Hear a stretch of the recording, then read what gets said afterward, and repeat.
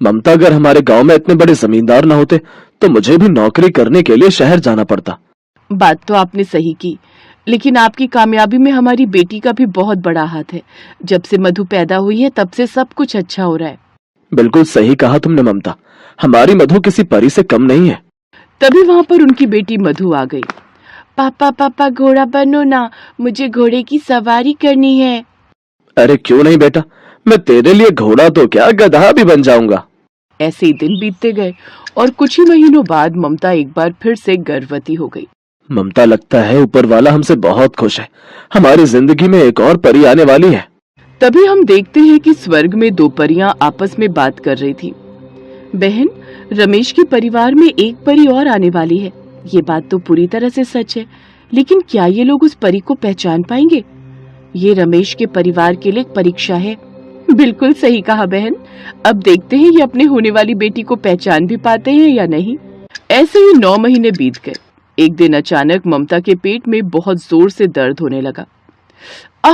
मधु के पापा, मेरे पेट में बहुत दर्द हो रहा है। तभी रमेश भागकर ममता के पास आया। पापा, मम्मी का पेट इतना फूला हुआ क्यों है? लगता है इन्होंने कुछ ज्यादा ही खा लिया है। नहीं बेटा ममता, मैं जल्दी से काकी को बुलाकर लाता हूँ, लगता है डिलीवरी का समय आ गया है।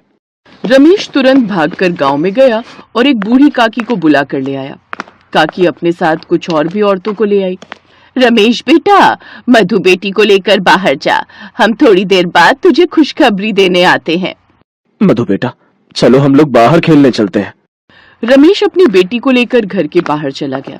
अंदर काकी ने उन औरतों के साथ मिलकर ममता की डिलीवरी को अंजाम दिया। थोड़ी देर बाद काकी बाहर आ गई। रमेश बेटा, तू एक और बेटी का बाप बन चुका है, मुबारक हो। वो औरतें वहां से चली गईं। रमेश अपनी बेटी को लेकर बहुत खुशी खुशी घर के अंदर पहुंचा, लेकिन अपनी नवजात बेटी को देखकर उसका मुंह बन गया, क्योंकि उसका रंग बहुत काला था। ये क्या हुआ ममता, तुम्हारा रंग भी गोरा, मेरा रंग भी गोरा, मधु बेटी का भी रंग गोरा, पर ये काली कैसे पैदा हो गई? मधु के पापा, काले गोरे से क्या होता है? जो भगवान की मर्जी होती है वही होता है ना। काली तो रात भी होती है, लेकिन रात से हम लोग नफरत थोड़ी करने लगते हैं। ममता, मैं तुझे बहुत सीधी सादी औरत समझता था, पता नहीं ये किसका पाप है। मैं ऐसे अपनी बेटी नहीं मानता, मेरे सिर्फ एक बेटी है मधु। रमेश का ये रवैया देखकर ममता को बहुत दुख हुआ। खैर, माँ तो आखिर माँ होती है। वो अपनी काली वाली बेटी को भी उतना ही प्यार करती थी जितना मधु को, लेकिन उसका पिता और मधु दोनों ही उससे बहुत चिढ़ते थे। ममता ने अपनी बेटी का नाम सुंदरी रख दिया। धीरे धीरे दोनों जवान हो गई। माँ ने तेरा नाम सुंदरी इसलिए रखा है क्योंकि तू असल में सुंदर है नहीं। मुझे तो तुझे अपनी बहन कहते हुए भी शर्म आती है। दीदी, आप मेरी सगी बहन होकर मुझसे इस तरह बात करती हो। मैं भी सुंदर हूँ, बस मेरा रंग ही तो काला है। काले रंग वाले कब से सुंदर होने लगे? हाँ, तू सुबह सुबह मेरे सामने मत आया कर, मेरा सारा दिन खराब हो जाता है। खैर, मैं कॉलेज जा रही हूँ। मधु और सुंदरी दोनों अलग अलग कॉलेज में पढ़ती थी, क्योंकि मधु नहीं चाहती थी कि उसकी काली बहन के बारे में उसकी सहेलियों और दोस्तों को पता चले। इसीलिए उसके पिता ने सुंदरी का एडमिशन दूसरे कॉलेज में और मधु का एडमिशन दूसरे कॉलेज में करा दिया। रात में रमेश अपनी बेटी मधु के लिए बहुत सुंदर सुंदर ड्रेस लेकर आया। मधु, देखो तुम्हारे पापा तुम्हारे लिए क्या लेकर आए हैं। अरे वाह पापा, कितनी सुंदर सुंदर ड्रेस है। तभी वहां पर सुंदरी और उसकी माँ भी आ गई। अरे वाह दीदी, ये कपड़े आप पर बहुत अच्छे लगेंगे, एक बार पहनकर दिखाइए ना। देख, ज्यादा चापलूसी करने की जरूरत नहीं है, मैं तेरे लिए कपड़े लेकर नहीं आया हूँ, अपनी बेटी के लिए लेकर आया हूँ। पापा, मैंने आज तक आपसे कभी कुछ मांगा ही नहीं। मैंने कब कहा कि ये मेरे कपड़े हैं? मैं तो अपनी बहन की खुशियों को देखकर ही खुश हो जाती हूँ। मैंने तुझे कितनी बार मना किया है कि मुझे पापा मत बोला कर। पता नहीं किसकी औलाद है तू, इतना काला खून मेरा तो नहीं हो सकता। देखिए, बार बार आप मुझ पर इल्जाम लगाना बंद कीजिए। मेरे चरित्र पर उंगली उठाने से कम एक बार अपने दिल से भी तो पूछ कर देख लीजिए कि क्या मैं कभी ऐसा कर सकती हूँ।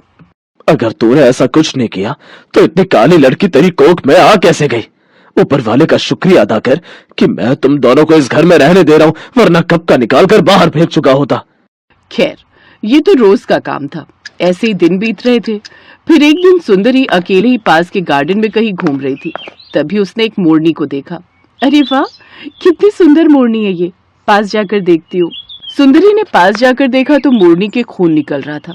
वो घायल अवस्था में पड़ी हुई थी। मोरनी तो घायल हो चुकी है, मुझे इसका इलाज करना होगा, इसे घर लेकर जाती हूँ। सुंदरी मोरनी को अपने घर लेकर चली आई और उसका इलाज किया।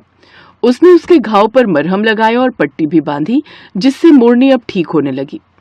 दोनों की खूब दोस्ती भी हो गई। एक दिन मोरनी ने सुंदरी से कहा, सुंदरी, तुम ऊपर से तो खुश रहती हो, लेकिन तुम्हारे अंदर मुझसे भी गहरे जख्म हैं। तुम मेरी दोस्त हो, मुझे बता सकती हो। अब तुम्हें क्या बताऊं, मेरा रंग काला होने की वजह से कोई भी मुझसे दोस्ती नहीं करना चाहता। यहाँ तक कि मेरे पिता मुझे अपनी बेटी भी नहीं मानते। मेरी खुद की बहन मुझसे नफरत करती है। सुंदरी, तुमने मेरे घाव को ठीक करके मेरी जिंदगी बचाई थी, तो मेरा भी फर्ज बनता है कि मैं तुम्हारे घाव को भर दूं। तुम मेरे घाव को नहीं भर सकती, क्योंकि मेरे घाव बहुत गहरे हैं। तभी वो मोरनी देखते ही देखते एक परी बन गई। सुंदरी ये देखकर हैरान हो गई।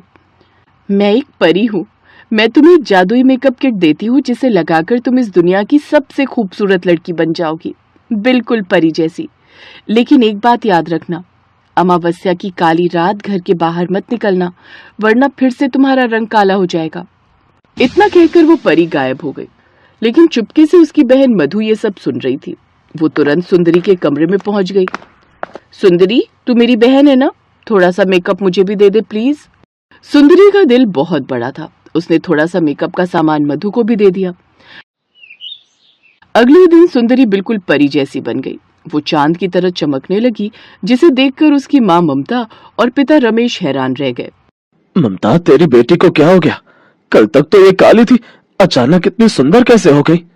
परमात्मा को लगा होगा कि उसके बनाए हुए काले रंग से हर कोई नफरत करता है, इसीलिए शायद उसने मेरी बेटी का रंग भी गोरा कर दिया। और उस जादुई मेकअप से मधु और भी सुंदर हो गई। अब उन दोनों के माँ बाप उन दोनों को खूब प्यार करते। फिर एक दिन अमावस्या वाली रात अचानक रमेश को मिर्गी का दौरा पड़ने लगा। उसकी सांसें भी फूलने लगी। मधु बेटा, मैंने तुझे कार चलाना सिखाया है ना, जल्दी से मुझे अस्पताल ले चल। ऐसा लग रहा है मुझे हार्ट अटैक आ जाएगा, मेरी हालत बहुत खराब हो रही है। मधु, जल्दी से गाड़ी निकाल, मैं इन्हें लेकर बाहर आती हूँ। आज अमावस्या है, अगर आज मैं घर से बाहर निकली तो मैं काली हो जाऊंगी। मैं बाहर नहीं जा सकती पिताजी। कोई बात नहीं, मेरी माँ ने मुझे भी कार चलाना सिखाया है। मैं पिताजी को अस्पताल लेकर चलूंगी। चलो माँ। सुंदरी ने कार स्टार्ट की और अपने पिता को लेकर अस्पताल पहुंच गई। डॉक्टर ने उसका इलाज किया। सुबह तक वो पूरी तरह ठीक हो गया, लेकिन जब सुबह उसकी नींद खुली तब उसने देखा कि सुंदरी एक बार फिर से काली हो चुकी थी। उसकी माँ भी वहां पर खड़ी थी।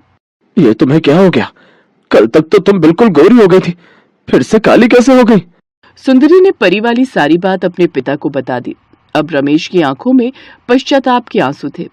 इसका मतलब सिर्फ काली हो जाने के डर से मधु मुझे अस्पताल तक लेकर नहीं आई।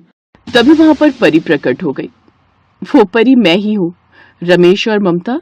परमात्मा ने जानबूझकर आपकी दूसरी संतान काली पैदा की थी, क्योंकि वो जानना चाहते थे कि आप लोग ऊपर ऊपर से ही अच्छे हो या दिल से भी अच्छे हो। लेकिन रमेश, तुम दिल से अच्छे नहीं थे। तुम्हारे अंदर काले और गोरे के बीच का भेदभाव पता नहीं किसने डाल दिया था। तुमने अपनी ही पत्नी पर शक किया, खुद की बेटी को बेटी मानने से इनकार कर दिया। आज से सुंदरी बिल्कुल गोरी हो जाएगी, वहीं मधु और तुम अपना पूरा जीवन काले रंग के साथ बिताओगे। अब रमेश और मधु काले हो गए। तब उन्हें अपनी गलती का एहसास हुआ, लेकिन अब सभी लोग खुशी खुशी रहने लगे।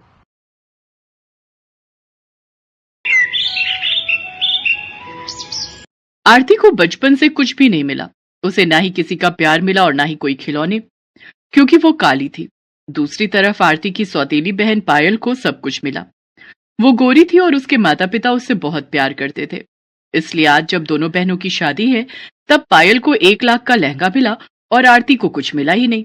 आरती बस बैठकर ये सोचने लगी कि मेरे पास तो कुछ भी नहीं है, शादी का लहंगा नहीं है, क्या पहनकर मंडप में जाऊंगी मैं। आरती के पास लहंगा तो दूर, एक अच्छी साड़ी तक नहीं थी। बचपन से उसके साथ यही होता आया है। आरती की माँ आरती को जन्म देते हुए ही मर गई थी। आरती काली पैदा हुई थी, ये देखकर उसके पिता ने कहा था, अरे ये तो कोयले से भी काली है, ये कैसी बेटी पैदा करी है इसने। हरिहर को आरती पसंद नहीं आई। उसे काली बेटी नहीं चाहिए थी, इसीलिए 1 हफ्ते के अंदर उसने फिर से शादी कर ली।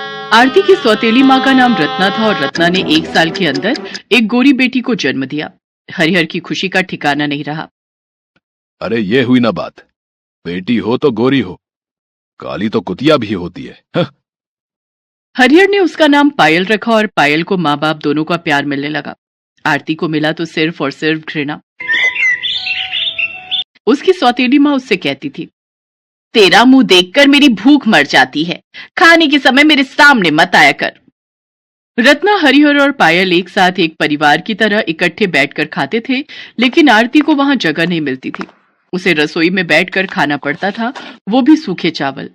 खाना खाते हुए आरती हर रोज रोते हुए अपनी माँ को याद करती थी। माँ, आप मुझे अपने साथ लेकर क्यों नहीं गई? माँ, मैं आपके पास आना चाहती हूँ। भगवान मुझे ऊपर बुला लीजिए, मुझे अपनी माँ के पास जाना है। एक तो सौतेली, ऊपर से काली। ऐसी लड़कियों के नसीब में सिर्फ और सिर्फ दुख, दर्द और पीड़ा ही लिखा हुआ है। ये बात आरती बहुत पहले समझ गई थी। ऐसे ही वो बड़ी होने लगी। पायल को प्यार मिलता रहा और उस वजह से वो घमंडी बन गई और वो दोनों जवान हो गए। दोनों की शादी की उम्र हो गई। घर में पायल की शादी की बात चलने लगी। बेटी, अब तेरी शादी की उम्र हो गई है ना, तुझे शादी करनी होगी, उसके बाद तेरे बच्चे होंगे। माँ, आप भी ना। हमारी बेटी शर्मा गई। वहां आरती आई और बोली, हाँ बहन, तू बहुत खूबसूरत लगेगी। आरती को देखकर पायल गुस्सा हो गई। आ गई तू? हमारी एक पल की खुशी तुझसे देखी नहीं जाती है क्या? अपनी गंदी शक्ल लेकर चली आई यहां। लेकिन बहन, मैंने ऐसा क्या बोल दिया? पहली बात तो मुझे बहन कहना बंद कर। मैं तेरी बहन नहीं हूं, तू इस घर की नौकरानी है। मैं कोई नौकरानी की बहन नहीं हूं। जा भाग यहां से, जाकर खाना बना। अरे, खाने से याद आया, कल पायल को देखने के लिए लड़के वाले आ रहे हैं। आरती, उनके लिए बहुत सारा खाना बनाना, समझ गई? जी पिताजी। आरती वहां से चली गई। अगले दिन पायल को देखने के लिए लड़के वाले आए। लड़के का नाम आलोक था। आलोक अपनी माँ के साथ आया था। साथ में उनका नौकर रघु भी आया था। आते ही आलोक की माँ जानकी ने हंसते हुए कहा, हरिहर जी, हम एक नौकर को लाए हैं हमारे साथ। आपको कोई तकलीफ तो नहीं है? वो बात ऐसी है कि हम उसके बिना कहीं जा नहीं सकते। नहीं नहीं, कोई बात नहीं जी। आइए आइए, अंदर आइए। रघु के साथ जानकी और आलोक अंदर आए। रघु भी बचपन से उन लोगों के साथ ही है। जानकी और आलोक सोफे पर बैठ गए और रत्ना पायल को लेकर हाजिर हो गई। वाह, पायल तो दिखने में बहुत अच्छी है। अरे वाह बेटा, एक नजर में पसंद भी कर लिया। वो लोग बैठकर गप्पे शप्पे लड़ाने लगे और तभी आरती खाना लेकर आ गई। ये लीजिए, आप लोगों के लिए खाना लाई हूं, खा लीजिए नहीं तो ठंडा हो जाएगा। हरिहर जी, ये कौन है? अब ये हमारे घर की नौकरानी है। अच्छा, पायल बेटी, तुम्हें खाना बनाना आता है ना? पायल को खाना बनाना नहीं आता था, इसीलिए वो चुप रही। जानकी और आलोक ने आरती का बनाया हुआ खाना खाया और उन लोगों को बहुत अच्छा लगा। वाह वाह, खाना तो बड़ा स्वादिष्ट है। लेकिन हरिहर जी, ये तो आपकी नौकरानी ने बनाया है, लेकिन मुझे आपकी बेटी के हाथ का कुछ खाना है। वो असल में मेरी बेटी को खाना बनाना नहीं आता है। तो फिर ये शादी नहीं हो सकती। शादी के बाद हम खाएंगे क्या? तभी हरिहर के दिमाग में एक आइडिया आया। क्यों ना रघु के साथ आरती की शादी कर दी जाए। आरती भी आपके ही घर में चली जाएगी और हर रोज खाना बनाकर खिलाएगी। सभी शादी के लिए मान गए। आरती और रघु से किसी ने एक बार भी नहीं पूछा। हरिहर ने एक तीर से दो निशाने मार दिए। दहेज के बिना आरती की शादी नहीं होने वाली थी, लेकिन अब आरती को विदा करने के लिए हरिहर को एक्स्ट्रा पैसे खर्च करने की जरूरत नहीं पड़ेगी। शादी का दिन नजदीक आने लगा और पायल ने 1 लाख का लहंगा खरीद लिया। आरती ने कहा, पिताजी, मेरे लिए लहंगा नहीं खरीदा आप लोगों ने? तू लहंगा पहनकर क्या करेगी? नौकरानी को लहंगा पहनना है, हाँ? सभी ने हंसते हुए आरती की बात को टाल दिया, लेकिन आरती को पता था कि शादी जिंदगी में सिर्फ एक ही बार होती है। मुझे भी लहंगा चाहिए। 1000 का लहंगा हो तो भी चलेगा।